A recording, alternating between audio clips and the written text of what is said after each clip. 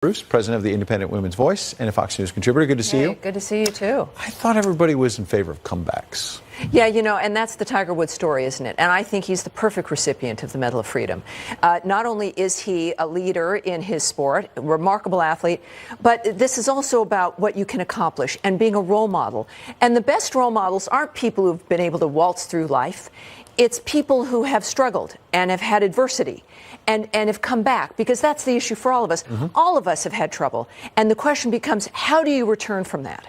And that is the role modeling of this, in addition to the statement a young man like that makes when it comes to a sport that, as we know, is not necessarily completely open yet when it comes to diversity. Right. And he plays in a manner that is extremely competitive. He knows what he wants, so he's the perfect athlete, but he's the perfect individual in the sense of he knows what it's like to struggle, and he knows what it takes to come back. And so I think he's the perfect fellow for this. And to your point, President Obama gave the first black player on the PGA Tour, who was sort of the Jackie Robinson of golf, this very same medal. And yet Paul Krugman of the New York Times decides to take a pot shot at this president.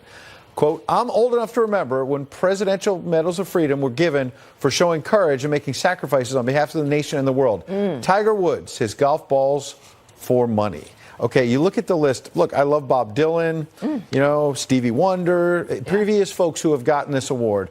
Tom Hanks, Bill Cosby. President Bush probably would like to have that one Michael back. Jordan, you know, a basketball player, throws balls into hoops. I did not hear Mr. Krugman complaining about that.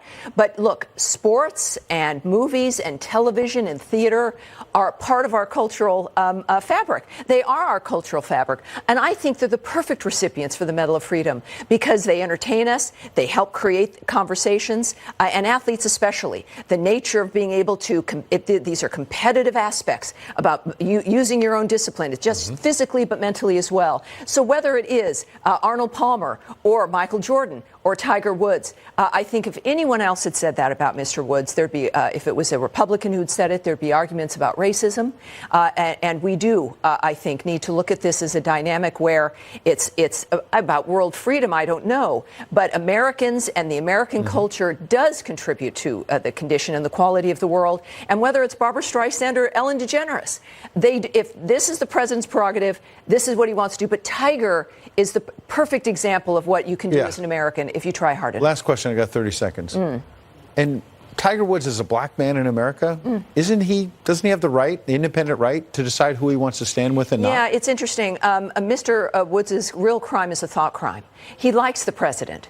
And because anybody that the left is, as you pointed out in your opening, like the newspaper and others, liberals on social media, complaining that, God forbid, Mr. Woods is thinking for himself, that he's choosing his friends, that like his sport, like his athleticism, he's going to be disciplined and decide what he wants, what's best for himself and his family. So his crime was a thought crime, and I'm glad that he's not conforming. Tammy, thank you. Thank you. More of the story next.